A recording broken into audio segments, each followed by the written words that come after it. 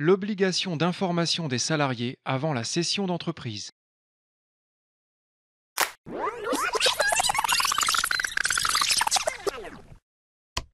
Depuis novembre 2014, dans le cadre d'une transmission, les entreprises de moins de 250 salariés ont l'obligation de prévenir leur personnel au moins 2 mois avant la signature d'un acte de vente. Même si cela peut paraître étrange, cette loi s'applique pour la vente des fonds de commerce, mais pas pour la vente des fonds artisanaux. Par exemple, si vous cédez un fonds commercial de type bar, hôtel, restaurant, tabac presse ou boutique de prêt-à-porter, vous êtes soumis à cette loi. Tandis que si vous cédez un fonds inscrit dans la liste des activités artisanales, type boulangerie, boucherie ou salon de coiffure esthétique, vous n'êtes pas concerné par cette obligation. En revanche, la loi s'applique pour la vente de plus de 50% des titres d'une société, et cette fois, toute activité confondue. Par exemple, si vous vendez un fonds artisanal type garage auto, vous n'êtes pas soumis à l'obligation. Mais si vous cédez 100% de la SARL qui exploite ce même garage, vous devez vous y conformer. Pour comprendre la différence entre la vente d'un fonds et d'une société, rendez-vous dans la rubrique Les scénarios de la cession. Une exception générale cependant où l'obligation d'information ne s'applique jamais, pour les transmissions entre conjoints, parents, enfants et petits-enfants, ou si l'entreprise est en difficulté. La démarche de mettre un fonds en location-gérance n'est pas concernée non plus puisqu'il ne s'agit pas d'une vente d'entreprise. Deux informations doivent être formellement communiquées aux salariés. La première, c'est que le dirigeant a le projet de vendre, et la seconde, c'est que les salariés peuvent se porter acquéreurs s'ils le souhaitent. Tous les salariés doivent être prévenus, y compris les apprentis qui font partie de l'effectif.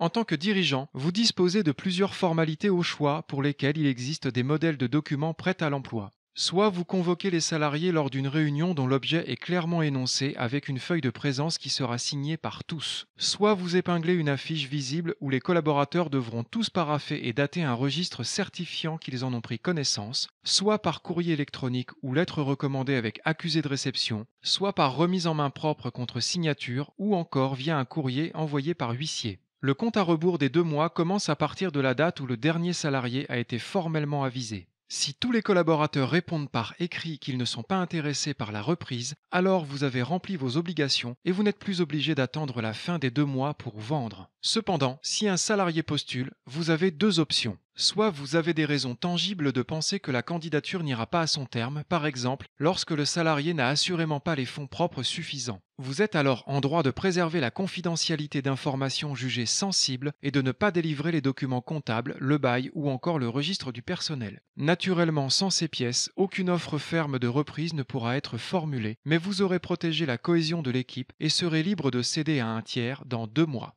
Soit vous estimez que la candidature est sérieuse. Traitez alors la proposition comme pour une session normale et fournissez au collaborateur les documents dont il a besoin. Rappelez-lui qu'il est tenu à la confidentialité des informations communiquées et que toute fuite peut faire l'objet d'une faute ouvrant la voie à un licenciement.